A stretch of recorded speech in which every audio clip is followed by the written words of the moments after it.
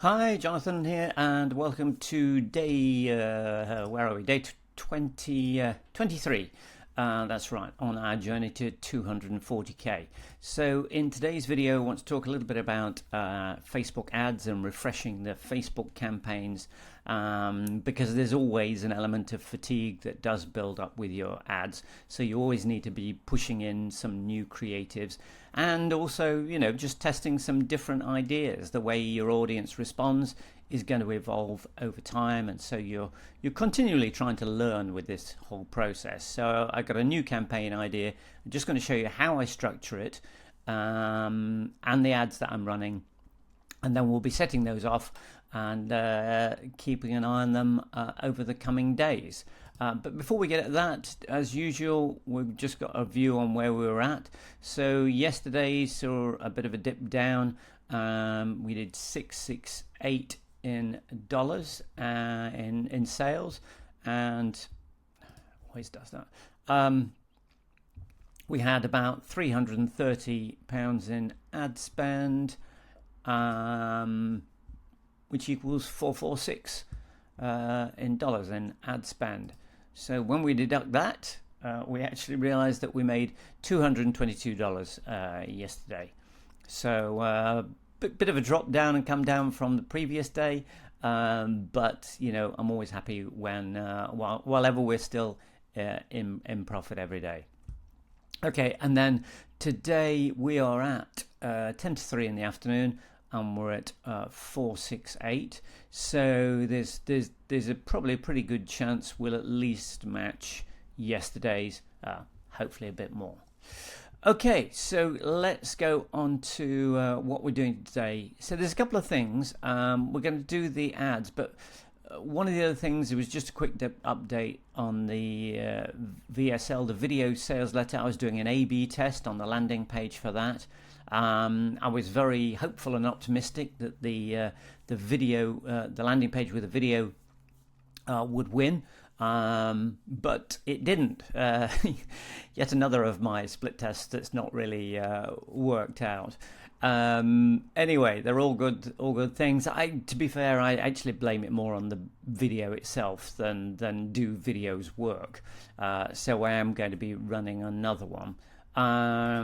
But if we actually have a look, so I ran this, I think, over yes, I got the results over sort of 4 days. Now, obviously, I could keep this running longer, but it's about trying to figure out, have you found out enough? So, as you can see, there were 1,400 page views there on that control, and just short of that 1396. So combined, there was 2,800 landing page views. There was a 70 sales, so it's a reasonable amount of data, and I've checked it as we've progressed. But the conversion rate on the text version only at 2.99, which is definitely higher than it has been, which is good. But when we compare it to the VSL, came in at 2.12. So basically, I've stopped that test now. And later in the week, I'm going to be doing a new video, which hopefully is a little bit better. This first test was very much a sort of a rough and ready to try and understand what might work. But clearly, the video needs more work, and then we'll do another test and run that through next week and see if we can nudge those figures a bit higher still.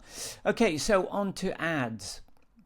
Right, so the way I structure things, so let's have a look inside my ads manager here.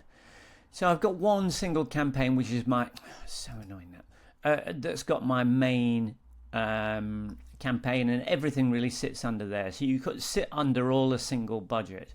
But within that campaign, I've actually got two ad sets, and there's some other ones that I've tested that I've turned off.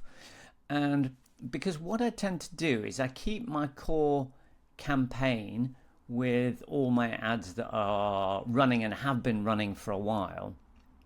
And then when I want to test a new set of ads, rather than just lump those into the same ad set, I tend to stick them together in their own ad set. which means that actually often what happens is then Facebook will allocate a proportion of the budget to that ad set as a whole, which means that the ads actually do get exposure.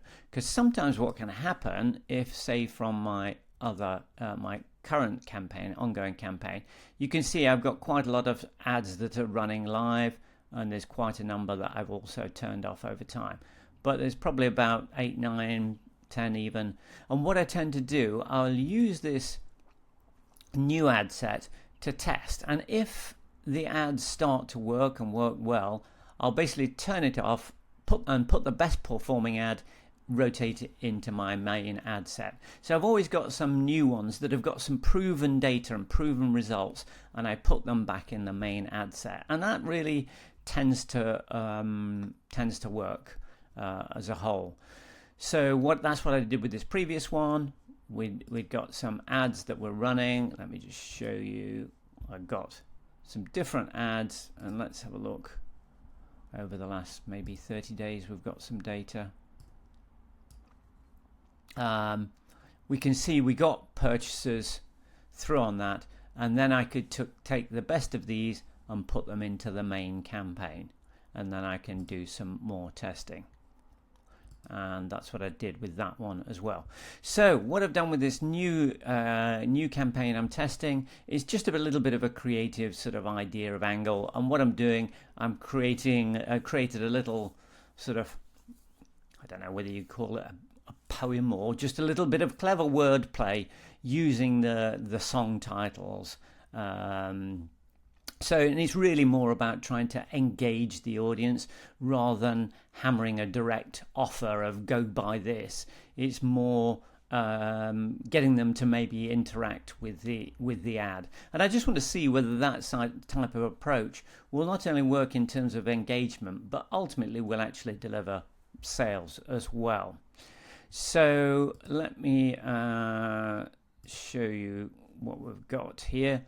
So I've got 5 different ads, and I'll walk those through in a minute. And actually, let's look at today. So what I've done with this, I've got 5 different ads. They're all using the same copy, but the delivery is slightly different, and working out what works best. And even in these very small little tests, you can see, this carousel has had a massive click-through rate. But actually a static image has actually also generated a purchase. But we've only got a tiny amount of data yet. But the whole thing is trying those different creative formats. So let's just have a bit of a closer look. These are basically the 5 ads I put in the ad set. And so these first 2 are literally just a static image. Using the same sort of headline, same body copy. The third one is actually using an 8-second video that's an AI generated video. I mean, it is, it's surprisingly good, but still people can see it's AI. So I'm not too thrilled about that one, but we'll just wait and see. And often that's the case. Sometimes you have to test stuff that you don't necessarily even like yourself. But to create this level playing field, you've got to put it all out there. So that's an 8-second reel, and then I've got a 14-second reel where we've used segments of our own videos playing it. So this is actually proper video, but again using the same copy. And then the final one is purely a carousel. So this swipes through basically about 8 or 9 static cards that have just got the text on them. So yeah, I don't know which one's going to win. I don't know whether any of them are going to win or what they're going to produce, but it's just a different type of format. So I'll be looking at not only just the click-through rate, but also the engagement rate, and are they working.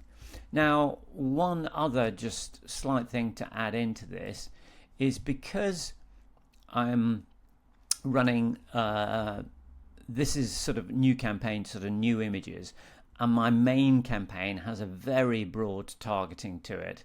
What I've done with this one is actually I've actually overlaid a bit of narrowing of the target based on an interest in electric guitar. So it's just trying to give my campaign a better head start by helping guide Facebook as to where I want it to go straight away to start to look for an audience.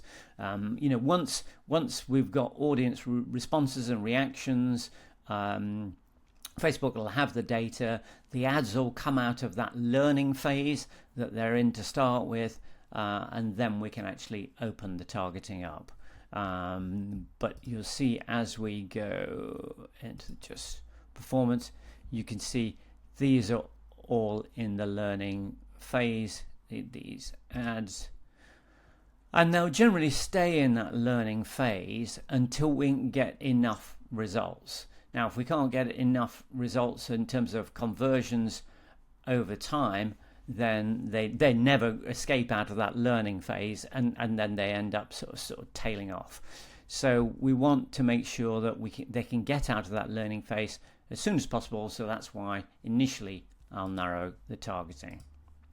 Okay, so that was a bit of a whirlwind on that one. I hope that sort of made sense. Sort of made sense to me when I went through it, but I'm familiar with it and using this stuff all the time. So if you've got any questions at all, I'm more than happy to answer them, and make sure you keep following along as the journey unfolds. And so tomorrow, tomorrow I'm going to move on to looking at trying to improve on my abandoned cart sequence.